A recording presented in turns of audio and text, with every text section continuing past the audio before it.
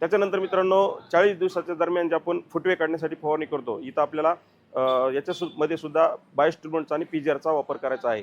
त्याच्यानंतर 60 दिवसाच्या दरम्यान आपल्याला पुढची फवारणी करायची आहे.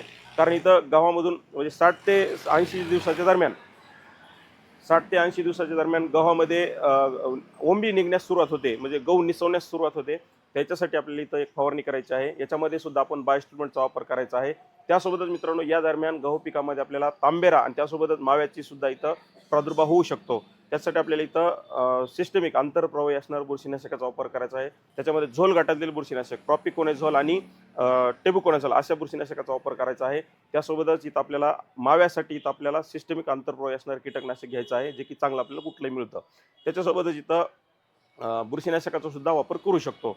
अशा पद्धतीने आपण अनेक बायोस्टिम्युलंट्सचा आणि पीजीआरचा सुद्धा वापर करायचा आहे. त्याच्यानंतर मित्रांनो 90 ते 100 दिवसाच्या दरम्यान गव्हाची ओंबी भरण्यास सुरुवात होते. तर त्या दरम्यान आपल्याला पाणी सुद्धा द्यायचं आहे आणि इथं सुद्धा आपण इथं गव्हाच्या स्टेजनुसार आपण इथं फवारणी करू शकतो. याच्यामध्ये आपल्याला खताचा वापर करायचा आहे. 05234 या खताचा वापर करायचा आहे ओंबी भरण्यासाठी. तर अशा पद्धतीने मित्रांनो आपण व्यवस्थापन जर केलं, तर आपल्याला चांगलं उत्पादन गहू पिकापासून मिळतं. तर प्रत्येक आपण जे फवारणी घेतो मित्रांनो, ही आपण परिस्थितीनुसार तुम्ही फवारणी घेऊ शकता. तुम्हाला जर तांबेरा दिसला, तुम्हाला मावा दिसला, तर अशा परिस्थितीमध्ये तुम्ही फवारणी घेऊ शकता.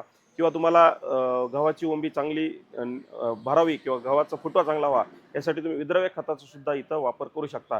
अशा पद्धतीने तुम्ही मॅनेजमेंट केलं मित्रांनो, तर तुम्हाला नक्कीच चांगलं उत्पादन गहू पिकापासून मिळणार आहे. तर मित्रांनो हा व्हिडिओ तुम्हाला आवडला असेल तर नक्की लाईक करा आणि इतर शेतकरी बांधवांसोबत शेअर करा. धन्यवाद मित्रांनो.